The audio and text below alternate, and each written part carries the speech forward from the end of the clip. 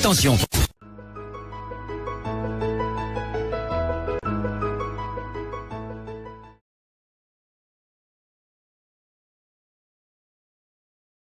connaître, ce qu'il y a pour caution. Attendez, vous savez que je ne peux pas faire durer depuis un moment là, donc j'attends que les gens se connaissent. Est-ce que le volume est bon là? Confirmez-moi si le volume est bon. Ok.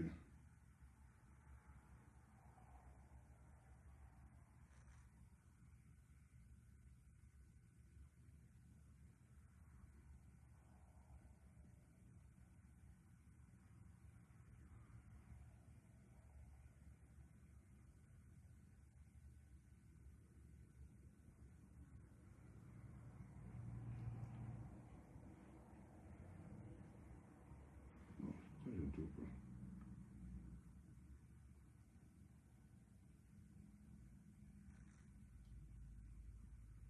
Ok, c'est bon.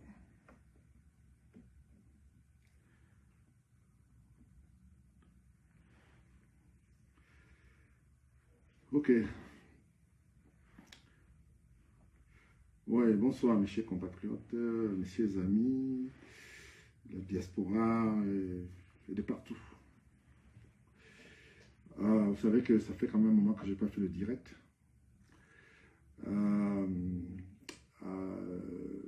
Je suis sorti aujourd'hui parce que depuis quelques jours sur la toile, il y a des choses qui se passent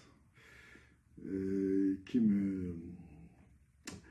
m'intriguent un peu. Et c'est pour ça que j'ai pris la décision aujourd'hui de faire ce direct. Vous savez, depuis la disparition de notre papa, je suis resté pratiquement indifférent parce que je ne voulais plus trop aller sur la toile. Mais l'événement d'aujourd'hui, de ce qui s'est passé en Russie, nous interpelle tous.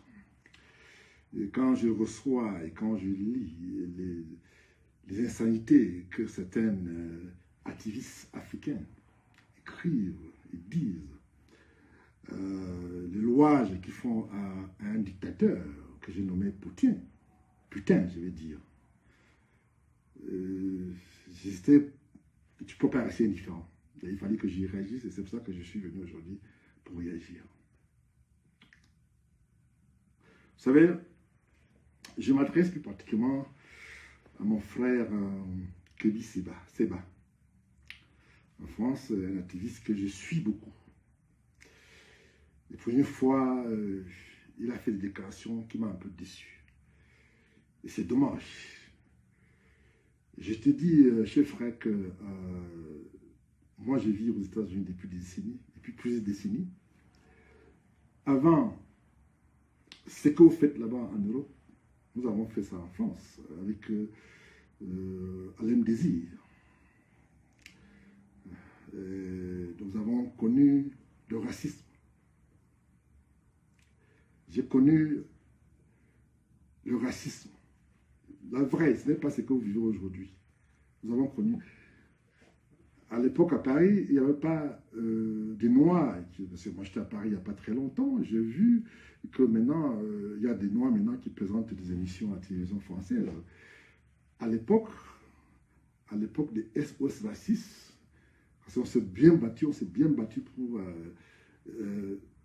rehausser l'image de l'homme noir, l'homme africain en France. Quand je lis, quand je vois sur la toile certaines déclarations, certaines personnes pour qui j'ai beaucoup d'estime, comme Kébi Seba, alors c'est ça qui m'a interpellé. Parce que la sortie de Kébi Seba qu'il a fait, je crois, hier ou avant-hier, c'est ça qui m'a fait sortir aujourd'hui.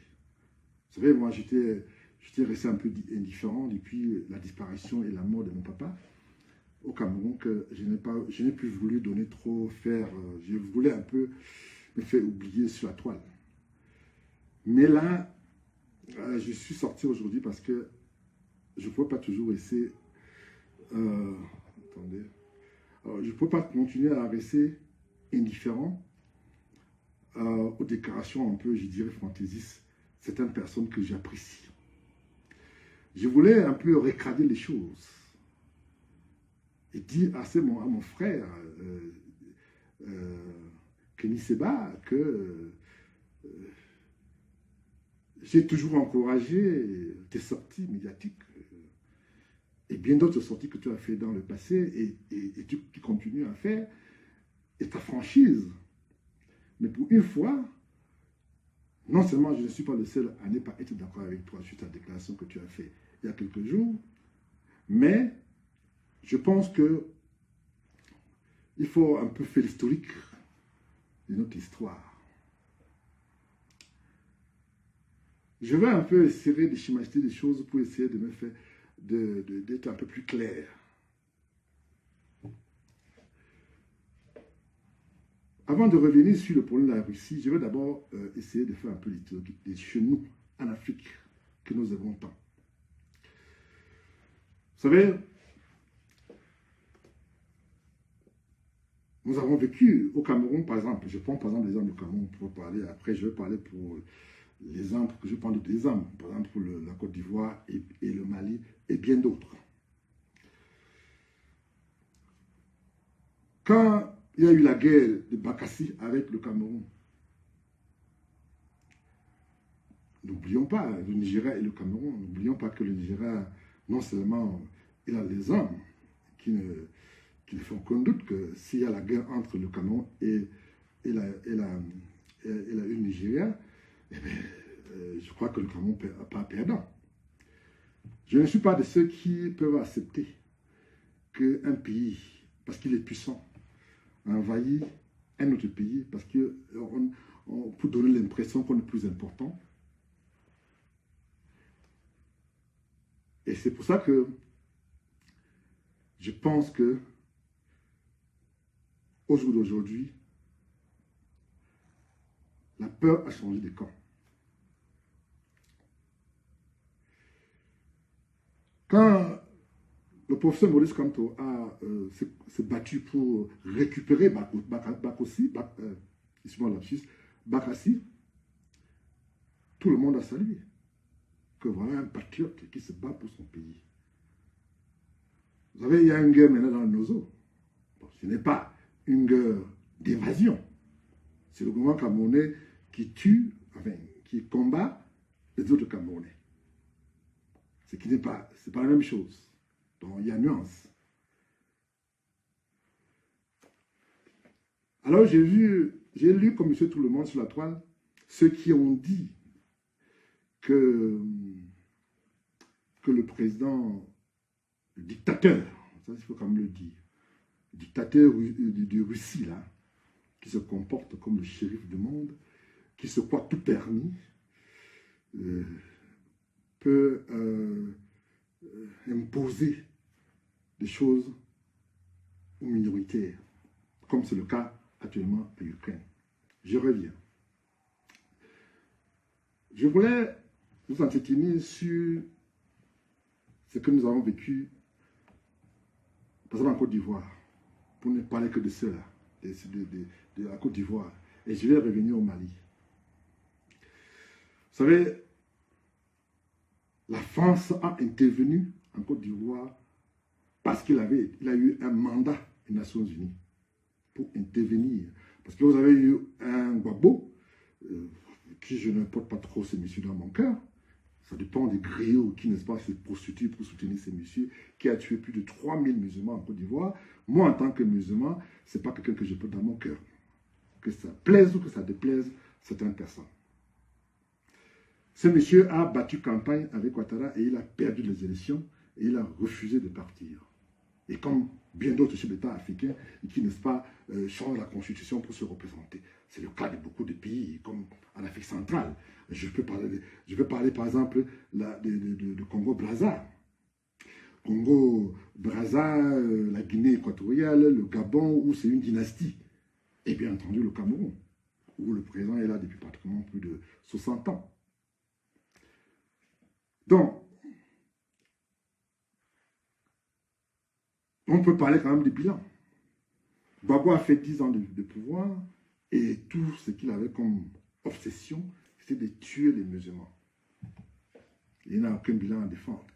Les 10 ans de pouvoir, de dictature, de Gbagbo. Et Ouattara a pris le pouvoir Il a été élu, il a été réélu encore, et personne ne peut contester. Ça ne souffre de rien. Et je n'ai pas besoin de demander aux gens d'aller en Côte d'Ivoire pour voir les changements qu'il y a eu là-bas. Les 10 ans de Ouattara. Je n'ai pas de problème si Pobia travailler comme Ouattara, et Pobia pouvait faire même 100 ans, je le soutiens. Mais tant qu'il n'y a pas le bilan, bien entendu, quand on arrête les gens pour un rien, pour un oui, pour un rien, et c'est pour ça que nous avons été en désaccord avec le régime en place au Cameroun. Pas parce qu'on attend quelque chose de concret de ce régime, mais c'est parce que on se dit que ce régime a failli à sa mission. N'oublions pas que Pobia n'a jamais été élu, il a été nommé. C'est un président nommé. Je n'ai rien contre lui, c'est un grand-père. Vous savez, chez nous, à l'Ouest Cameroun, on respecte les grands-parents. Maintenant, revenons sur le cas du Mali. J'ai vu des gens jubiler que la France s'est fait humilier, on a rapatrié l'ambassade de France, machin, que le Mali tient tête à la France, machin, tout. Je vais vous rappeler quelque chose. Les activistes, heureusement que vous êtes minoritaires, les activistes intellectuels que je qualifie des intellectuels illettrés, vous avez la myopie intellectuelle pour vous rappeler le départ de la France en Guinée-Conakry. Nous avons quand même lu l'histoire. On connaît un peu l'histoire. On a lu l'histoire. On n'était pas encore né, mais on a quand même lu l'histoire. Après l'indépendance. Qu'est-ce que la Guinée est devenue depuis l'indépendance? Depuis 1958. Qu'est-ce que la Guinée est devenue?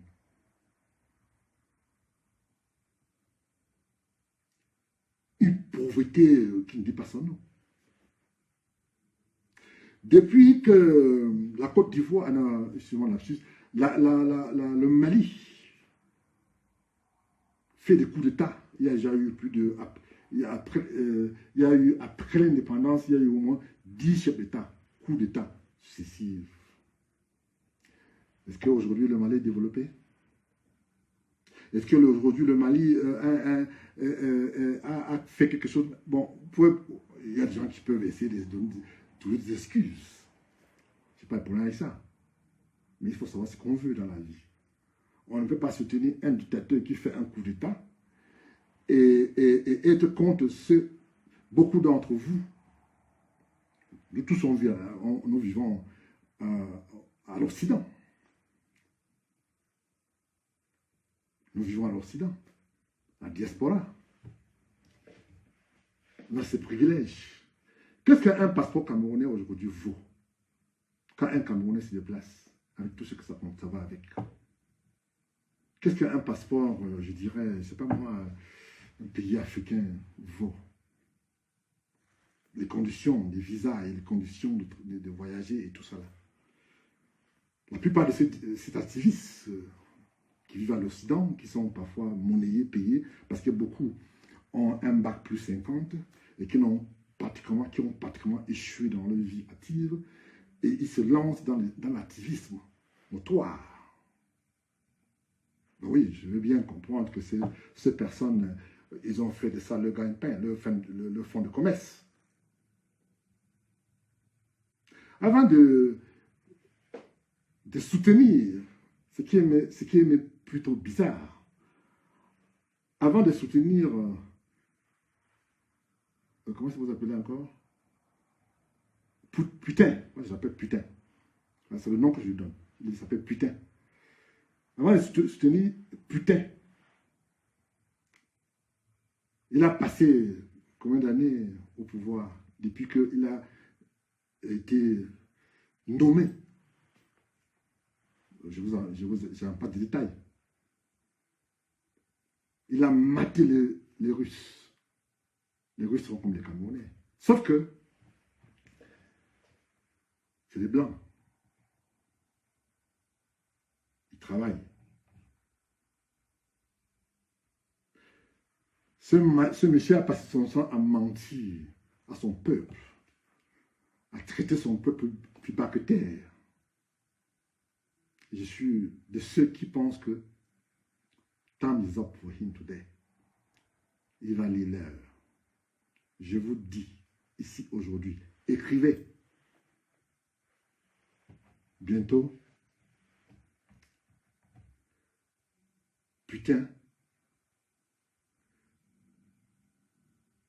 ne sera plus que l'ex ou futur ex-président de la Russie. Parce que là, n'oubliez pas que le monde entier s'est tourné contre lui. C'est évident qu'il y a beaucoup d'autres qui vont parler de l'Amérique qui a envahi l'Irak. Oui, moi je suis de ceux qui étaient contre que Bush envahit l'Irak. C'était de ceux-là. Nous avons marché, nous avons protesté. On a quoi? On a que cette liberté d'expression qu'on a ici aux États-Unis, qu'en France, pour exprimer ce que nous, on ne veut pas et ce qu'on n'aime pas. Nous avons protesté aussi quand l'Amérique a envahi l'Afghanistan. Vous avez vu ce qui s'est passé. Le bilan, c'est quoi? Après toutes ces années, après tout ce tohu-bohu médiatique de la guerre en Afghanistan, ils ont été obligés de fuir.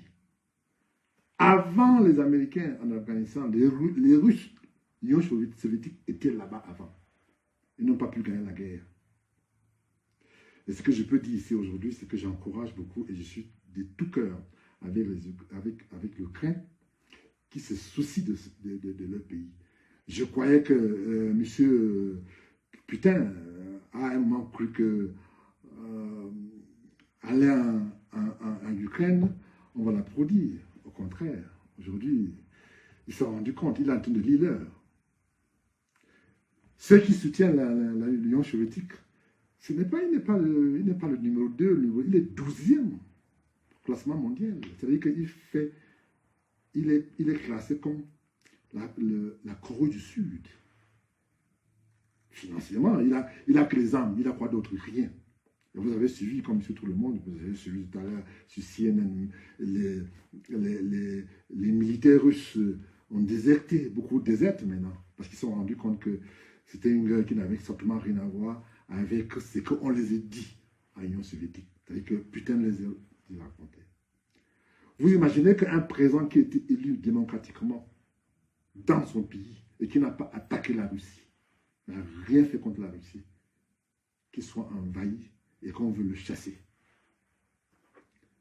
Et si ça arrive au Cameroun, je serai là peu. Même comme je ne partage pas le bilan négatif du président actuel du Cameroun, je vais prendre mon avion aussi aujourd'hui, demain. Je vais aller au Cameroun, me battre contre ceux qui viennent envahir mon pays. J'ai dit ça aujourd'hui. Oh, ça n'a rien à voir avec la politique.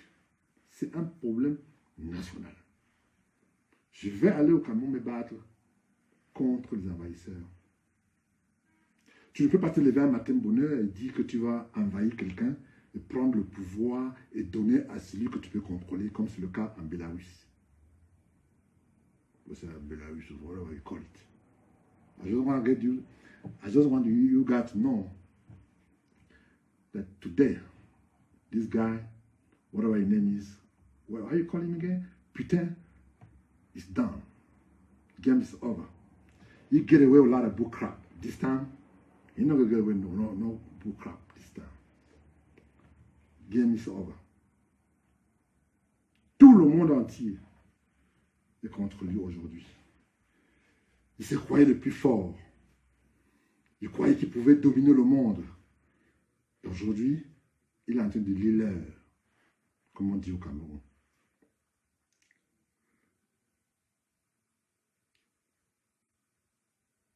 Ce qui m'a fait mal, c'est un activiste camerounais que je connais, qui vivent en France ou en Amérique, au Canada et bien d'autres, avec qui nous échangeons souvent des idées, soutient cette dictature.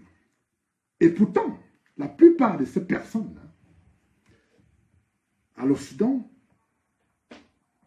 vivent non seulement bien, ils ont un passeport, je ne sais pas, peut-être américain ou canadien ou français, qui peuvent se déplacer partout dans le monde, ce qui n'est pas le cas quand tu as un passeport camerounais. Et qui hier condamne la dictature en Afrique centrale, en Afrique, au Congo-Brazza, en Guinée équatoriale, au Tchad, au Gabon et en Guinée, au Cameroun, qui aujourd'hui supporte quelqu'un qui est en train de tuer les innocents. Moi, je suis un père de famille. J'ai des enfants. Vous imaginez que on va tuer mon fils ou ma fille ou mes enfants ou mes neveux, mes nièces. Vous imaginez ce que ça va... Vous imaginez un peu ce que je commence à... Il faut voir ce qui se passe maintenant. En train de tuer les enfants pour rien. Les enfants, qu'est-ce qu'ils ont fait?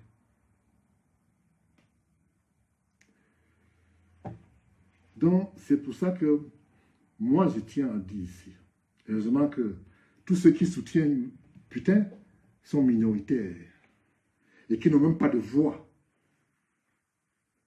Ceux-là n'ont pas de voix. Je peux comprendre que quelqu'un qui n'a pas d'enfant, ou bien des gens qui n'ont pas d'enfant, qui n'ont pas eu d'enfant dans leur vie active, peuvent se permettre de soutenir quelqu'un qui va tuer les enfants pour rien. Je peux comprendre que s'il avait été attaqué par l'Ukraine et qui se défend, aller envahir un pays neutre, indépendant et un président démocratiquement élu. On veut parler, on veut faire l'histoire de ce pays, essayer de me convaincre. Vous imaginez ce que vous faites là? Et vous pouvez convaincre que certaines personnes qui ne vont pas plus loin qu'au bout de le nez. Parce que nous avons quand même fait un petit bout de chemin, ensemble, dans ce pays de blanc. Nous, on connaît. Nous, on connaît. Aujourd'hui, Putin va l'heure. Et avec ses acolytes qui le soutiennent, qui essaient de refaire un peu l'histoire et refusent de voir la vérité en face, pourquoi ce monsieur a envahi ces gens-là? Demain, ça va être la Pologne, et puis après, ça va être l'Hongrie, la Bulgarie, et bien d'autres pays. Moi, je suis un pacifique. Vous savez ma position, ceux qui me connaissent, qui me suivent depuis pratiquement plus de 20 ans, connaissent ma position. Je ne supporte pas la guerre. Je ne supporte pas la violence. Je peux vous dire que je fuis même les gens qui sont agressifs verbalement. Au point où je préfère être distant de ces personnes. Combien de fois quelqu'un qui prend les armes pour aller tuer les enfants? Vous voyez comment je vais supporter ces personnes? Bien sûr que non. C'est pour ça que j'ai dit ici aujourd'hui,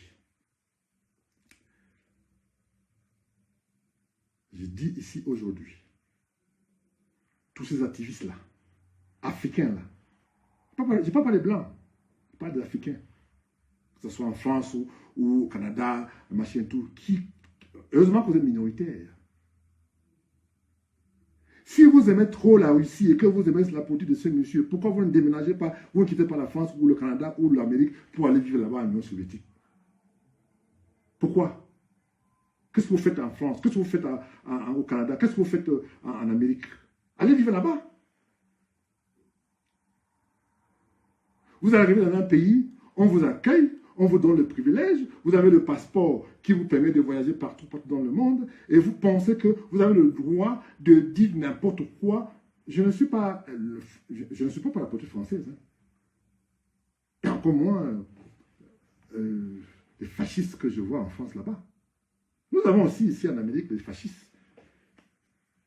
Tout le jour, vous savez, on vient de chasser un autre fasciste qui s'appelle Trump. Je n'ai même pas envie de prononcer son nom pour mon hygiène dentaire.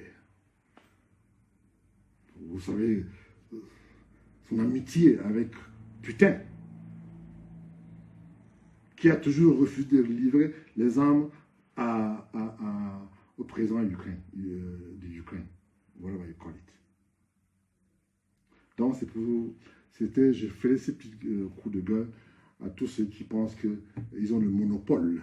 C'est parce qu'on a un bac plus 50 qu'on pense qu'on a le monopole de la vérité. J'ai dit encore une fois de plus, et je maintiens ce que je dis.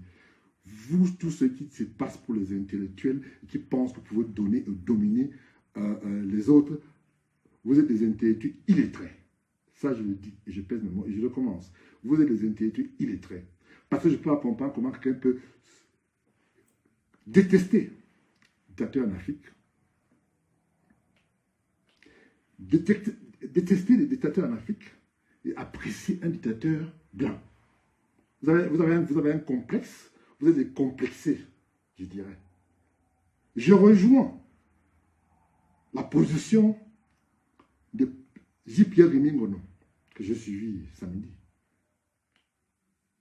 Ils ont une position claire et j'ai beaucoup apprécié sa position. Je rejoins sa position. Parce qu'on ne peut pas. Parce qu'on est puissant, on a des moyens se permettre d'aller envahir quelqu'un qui n'a pas les mêmes moyens que vous. On envoie 150 ou 200 000 personnes pour aller tuer les innocents en Ukraine. Et les activistes, les soi-disant activistes camerounais, africains, soutiennent. Non, même pas, shame you guys. You guys just a cowards. Just a cowards. Shame you guys. Je dis encore une fois de plus que si putain là, même comme je suis en désaccord avec le système chez moi, dans mon pays, vous imaginez que ce putain là vient envahir mon village dans le pays Bamoun, détruire tout ce que nous a fait, même quand on est pauvre. Je vais prendre l'avion demain pour aller me battre du côté du régime pour sauver mon village. La preuve est que je n'ai pas envie de faire publicité.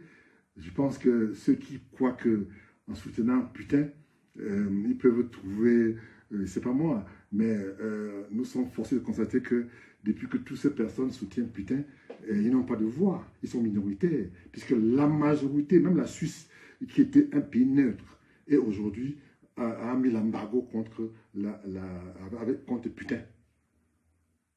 Tout le monde a mis l'embargo contre ces tyrans. Il est même pire que Hitler, je dirais. Vous pouvez dire ce que vous voulez. Vous savez, quand on donne son avis, on ne se soucie pas des critiques, de ce qu'on peut dire derrière. Parce que vos critiques ou bien vos positions tordues pour le soi-disant intellectuel ou professeur de je ne sais quoi, vous pensez que vos idées peuvent convaincre. La preuve est que depuis que vous parlez là, vous criez là, vous parlez de machin et tout ça, ça change quoi? Rien. Alors aujourd'hui, je ne vais pas être très long, je vais vous laisser pour aujourd'hui. Alors c'était pour ces grands coups de gueule que je voulais faire à cet activiste notoire que je qualifie les activistes et les intellectuels illettrés. Je vous embrasse, à très bientôt. Ici c'est le Grand Prince Vert depuis les États-Unis d'Amérique. Merci beaucoup.